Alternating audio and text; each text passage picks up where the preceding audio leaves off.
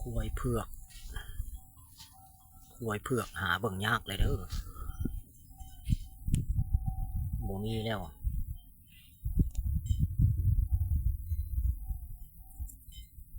มาดเข้มสุด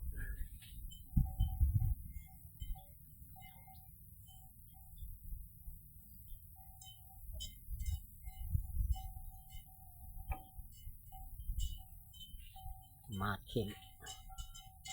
ควายเผือกลีลาบ่แม่นธรรมดาลีลานานต่อสู้บ่ยอมเลยใจโหดได้เนี่ย